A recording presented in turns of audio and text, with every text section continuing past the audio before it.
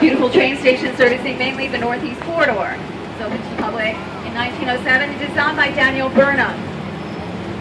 If you look behind you, you will notice allegorical figures at the top of the entrance that represent the progress in railroading. And also that it is surrounded by the 56 flags, 50 states, 5 territories, and the District of Columbia. And in order as to when they enter the Union, and Delaware is directly in front of us, that is the first state that entered the Union. I'm sure everyone knows that, right? To your right, you have a building with banners on it. That is the National Postal Museum. Also free.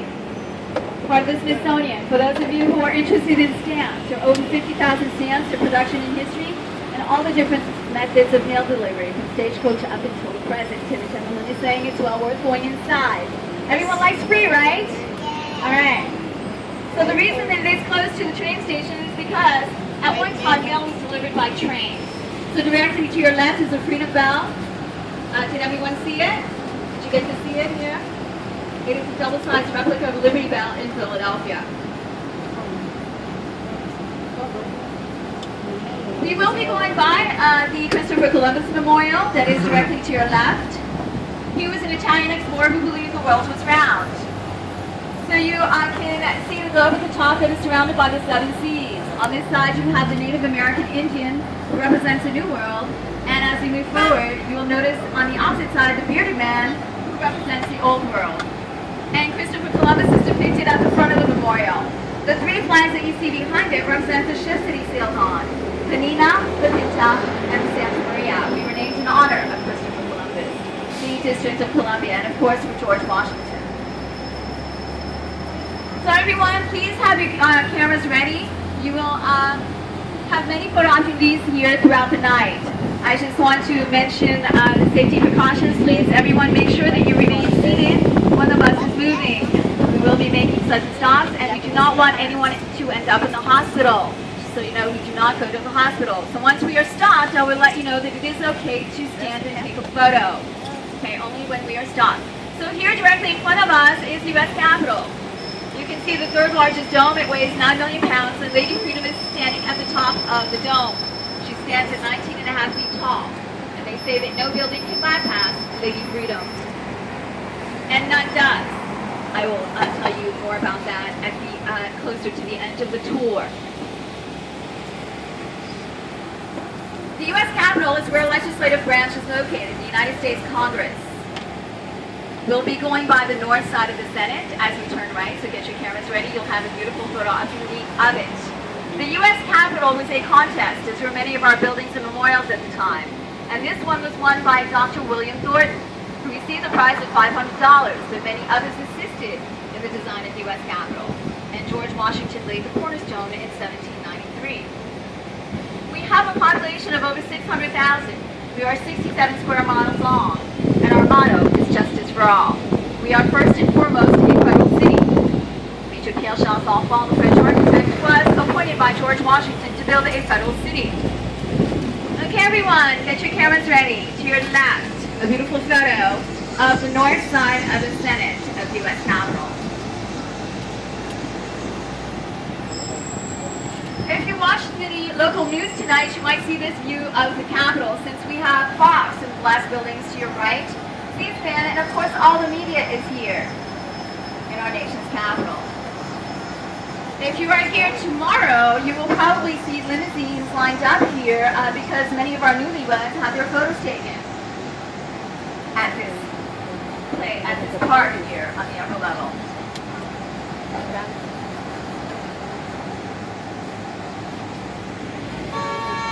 We're going to be taking the left onto Louisiana Avenue. We have avenues representing each state except for California and Ohio. California is a street and Ohio is a drive. Don't ask me why. I'm not sure if you noticed, but the entrance to Union Station is located on Massachusetts Avenue. Massachusetts Avenue is the longest avenue in our nation's capital. Everyone seems to think it is Pennsylvania because of the White House, but it is not. Pennsylvania is second. And we are also an international city, along with being a federal city. We hold 176 embassies and cultural centers, and most of our embassies are located on the northwest side of Massachusetts Avenue. If you take the metro Red Line Metro to DuPont Circle, you will see some of our embassies.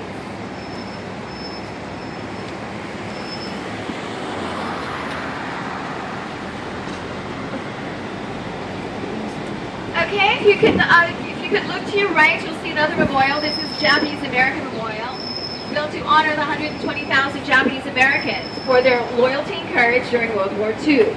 The rocks on the water represent the islands of Japan, and the crane is their national emblem. When you walk through the memorial, you will notice all the different relocation camps they were taken to throughout the United States. So as we cross the traffic light, once again, you will have U.S. Capitol to your left. But do not worry, we will be approaching it much closer. Okay, so the stops at the end of the tour is as follows. The first one will be the White House, close to the Willards, 14th F and Pennsylvania Avenue, okay, where you can also catch a taxi. Second stop will be Metro Center, where you drop people off. Metro Center, for those of you who are taking the Metro, servicing the orange, blue, and red line. Third stop will be Gallery Place, Chinatown. For those of you who are hungry, I would suggest getting out there, servicing the yellow, green, and red line.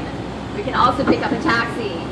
Fourth stop will be the Hyatt Liaison on the George on New Jersey Avenue. And our fifth stop is our starting point, Union Station. You can pick up the Metro, red line, a taxi, or a train. Is everyone okay with that? All right. So if you look to your left, you'll see the Robert Alfonso Taft Carillon, who was part of the Senate famous spot and known as Mr. Republican. There are 27 bells at the top in honor of his father, William Howard Taft, 27th President of the United States, also Chief Justice. They ring every hour to top and bottom of the hour. And his mother, Helen, her nickname was Nellie, was responsible for planting our cherry blossom trees throughout our nation's capital. We had over 3,700 of them, 12 different varieties. And main varieties, Yoshino. They were given to us in Tokyo, Japan in 1912. And last year celebrated the 100th anniversary of our cherry blossom trees. The most beautiful photos of them are close to the Jefferson that we will be going by, where you've probably seen our trees with the Jefferson in the background. So here to your left, beautiful photo of the U.S. Capitol. Directly in front of us is the Peace Monument. If you look at the top, you will notice America weeping on the shoulders of history for the loss of her naval defenders during the Civil War. It's designed by Franklin Simmons of Maine. To your right, Pennsylvania Avenue. This is where the inaugural parade goes from the U.S. Capitol to the White House. The first one was for Abraham Lincoln, whose party was lost for 2 hours trying to find the U.S. Capitol.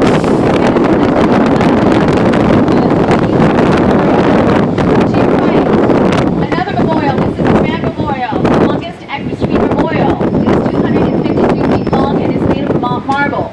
And General Ulysses S. Grant was in port leading his troops to victory during the Civil War. He is facing Lincoln, the war president, and sitting on board his horse Cincinnati. So I will get back to that in a minute. Directly in front of us, to your left, the statue that you see is our 20th president, James Abram Garfield. The reason he is placed close to the House is because he served 9 consecutive terms in the U.S. House of Representatives. He was the second president to be assassinated on September 19, 1881. And does anyone know who the first one was?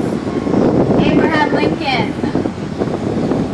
To your left, beautiful landscape of U.S. Botanic Garden that is also free. Opens at 10 o'clock. Does anyone have a green thumb? Anyone like plants? This is for you. Free. You have beautiful orchids. You have coffee, papaya, tropical, subtropical, over 10,000 plants, and some are 165 years old.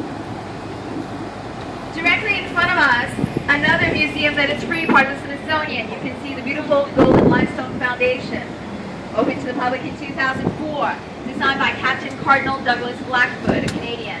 It took 15 years of planning. When you enter, you will be greeted by a video in 150 native languages. You will have a wall of gold that holds over 400 gold figurines, swords, coins, etc. You will see teepees, kayaks, totem poles, and you can go inside the cafe and experience the food of the Native American Indians. You can have fried dough, buffalo burger, and many other interesting items on the menu. Please take note, there are only 24 tribes represented at one time, and they rotate every 3 to 5 years. However, we have a total of 565 altogether. Okay, so we're going to be taking a ride on 3rd Street, and as we come to a stop, I will let you know that it is okay to stand. A beautiful photo of the U.S. Capitol coming up here. Please take note, our museums do not open until 10 o'clock.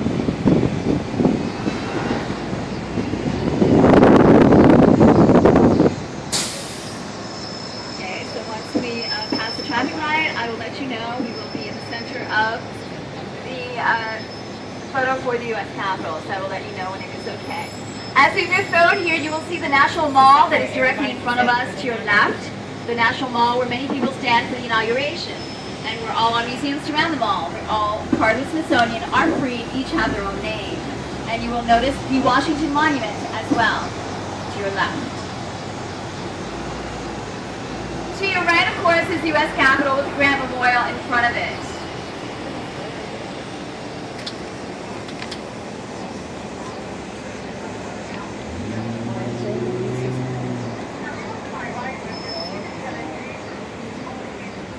Okay, so as we stop here, you can stand and take a photo. So this would be the time to stand.